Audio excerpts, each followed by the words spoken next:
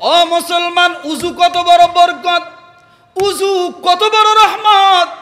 আল্লাহর নবীর জামানায় দুইজন তিনজন সাহাবী অনেক দূর দূরান্ত থেকে রাসূলের বয়ান শোনার জন্য মসজিদে চলে আসছে। উযুর একটু ফজিলতটা বলে যাই, মুসলমান জীবনে কান চিমটি দিয়ে মনে করে রাখেন, জীবনে উযু ছাড়া থাকবেন না, উযু অবস্থায় সব সময় থাকবেন। তিনজন সাহাবী বাড়ি থেকে অনেক দূর থেকে মসজিদে নববীর মধ্যে চলে আসছেন।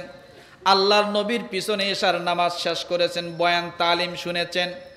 তালিম শোনার পরে যার যার মতো রাসূলুল্লাহ সাল্লাল্লাহু আলাইহি ওয়াসাল্লাম সাহাবায়ে কেরামকে ডাক দিয়ে বললেন, তোমরা যার যার মতো বাড়িতে চলে যাও। সব সাহাবায়ে কেরাম যখন বাড়িতে চলে গেল, আল্লাহর নবী দেখেন তিনজন সাহাবী মসজিদের কোণার মধ্যে বসে আছে, বাড়িতে যায় না। নবীজি ডাক দিয়ে বললেন, ও আমার সাহাবীরা, তোমরা মসজিদের ভিতরে কেন বসে আছো? ডাক দিয়ে বলে, ইয়া রাসূলুল্লাহ, আমাদের বাড়ি অনেক দূর, পাহাড়ের আঁকা বাঁকা পথ দিয়ে আমাদেরকে যেতে হয় নবীজি। আমরা বড্ড গরিব মানুষ, আমাদের হাতের লাইট বলতে কিছু নাই, আলো দেওয়ার মতো কিছু নাই। ইয়া রাসূলুল্লাহ, এই অন্ধকারে আমরা যাইতে পারবো না, দয়া করে আপনি আমাদেরকে যদি একটা লাইটের ব্যবস্থা করে দেন।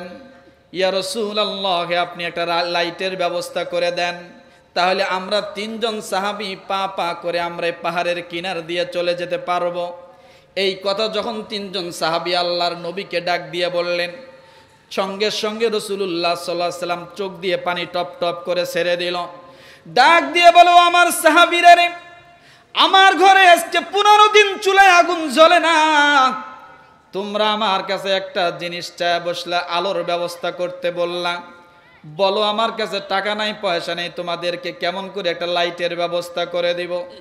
ও সাহাবীরা, তোমরা শুনে রাখো, আল্লাহ তাআলা ডাক দিয়ে বলেছেন, ইন্নামা ওয়ালিয়ুকুমুল্লাহু ওয়া রাসূলুহু ওয়াল্লাযীনা আমানুল্লাযীনা ইউকিমুনাস সালাতা ওয়া ইউতুনাজ যাকাতা ওয়া হুম রাকিউন।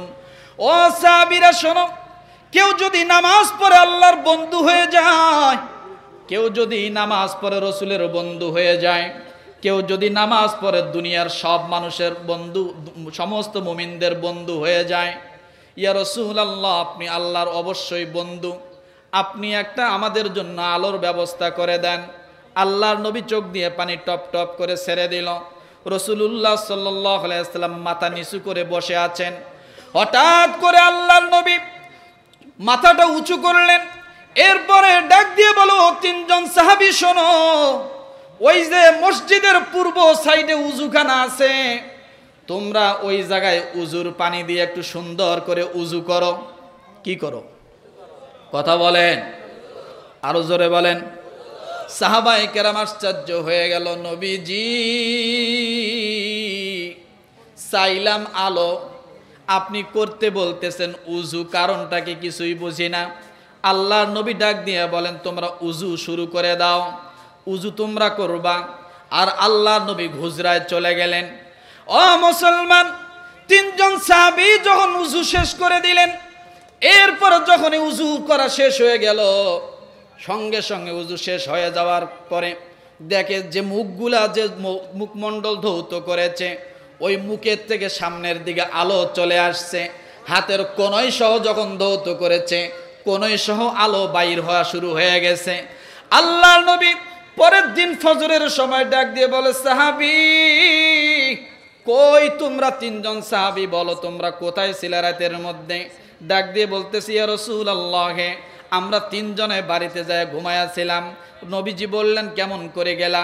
ইয়া রাসূলুল্লাহ, আপনি যখন আমাদেরকে উজু করতে বললেন, আমাদের উজু যখন করা শেষ হয়ে গেল, সঙ্গে সঙ্গে দেখি উজুর সমস্ত অঙ্গ প্রত্যঙ্গ দিয়ে লাইটের মতো আলো প্রচার হয়ে গেল। রাসূলের হাদিস আছে, উজুর অঙ্গগুলো নূর হয়ে থাকবে কিয়ামতের ময়দানে। দুনিয়াতে আল্লাহ তার একটা ঝলক দেখায় দিছে। তাহলে যে কোনো সময়, যে কোনো মুসিবতে পড়েন, বিপদে পড়েন, সব সময় উজুর হালতে থাকবেন। উজুর দ্বারা সব আপদ বিপদ মুসিবতগুলো আল্লাহ সহজ করে দিবে। পারবেন না? পারবেন না? ও মুসলমান, অনেক রাত হয়ে গেছে, শেষ করে দেব? হ্যাঁ, 10:30 পার হয়ে গেছে। ও মুসলমান, কোরআন কেমন করে রহমত! ওই যে আল্লাহর বান্দি হাফিজ কোরআনের স্ত্রী স্বামীকে সুন্দর করে যখন উজু করায় দিলেন, উজু করায় দেওয়ার পরে স্বামীকে নিয়ে 2টা জায়নামাজ বিছায়া দিছেন। 2টা জায়নামাজ বিছায়া দিয়া একটা জায়নামাজের উপরে একটা কোরআনুল কারীম আর রেহেল দিয়ে দিয়েছে, আর আরেকটা জায়নামাজের মধ্যে মেয়েটা নিজেই 2 রাকাত নামাজের জন্য দাঁড়িয়ে গেছে, সিজদায় পড়ে গেছে। আল্লাহকে ডাক দিয়ে বলে, আল্লাহ,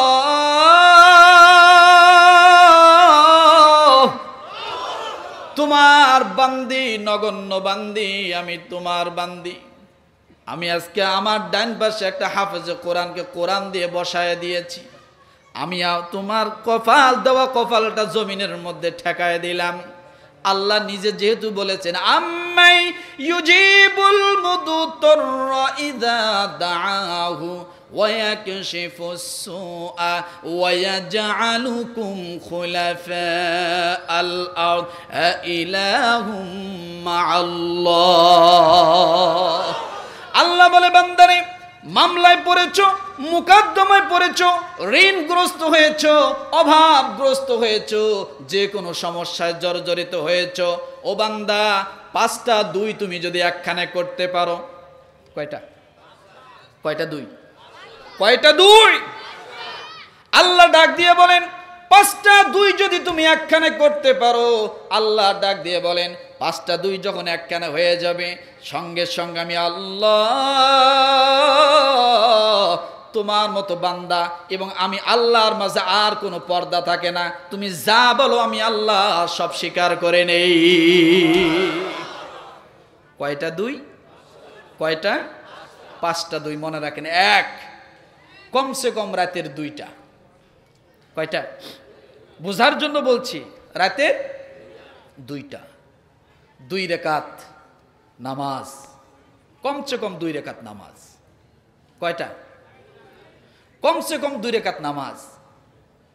এরপরে আপনার 2টা হাত আল্লাহর দরবারে। কয়টা 2 গেল? কয়টা 2 গেছে? 3টা। রাতের 2টা কমসে কম। কমসে কম নিম্নতম কয় রাকাত নামাজ? 2 রাকাত নামাজ।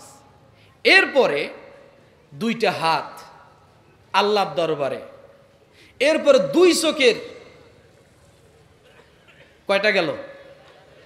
কমসে কম 2 ফোঁটা পানি আপনি যদি আল্লাহর দরবারে ফালাইতে পারেন, রব্বুল আলামিন ডাক দিয়ে বলেন, রাসূলের দ্বারা জানা দিচ্ছেন, হাল মিন সাইলিন হাল মিন তাইবিন হাল মিন আফিয়াতিন আলা কাজা আলা কাজা হাত্তা ইয়াতলু আল ফাজর।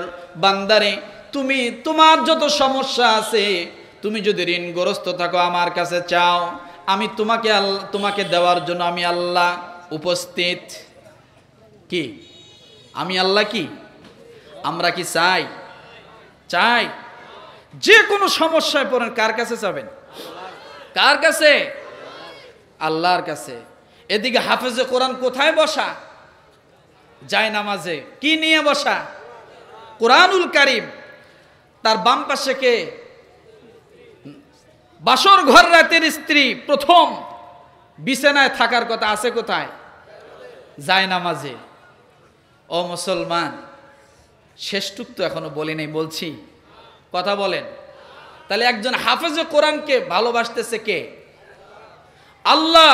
আপনি যদি ভালোবাসেন, আল্লাহ আপনাকে, কথা বলেন, আমরা কে কে আল্লাহর ভালোবাসা চাই? জোরে বলেন। ইন্নাল্লাযীনা আমানু ওয়া আমিলুস সালিহাতি সায়াজআলু লাহুমুর রাহমানু বুদ্দা। আল্লাহ বলে, ঈমান আনো, আমলে সালেহ করো, আমি আল্লাহ ভালোবাসা দিব। কে ভালোবাসা দিবে? তাহলে আল্লাহর ভালোবাসা পেতে হলে আল্লাহ যে জিনিসগুলোকে ভালোবাসে সেটাকে ভালোবাসা দরকার আছে না নাই? জোরে বলেন। আজকের এই মাহফিল সাক্ষী হয়ে থাক বলে আমিন।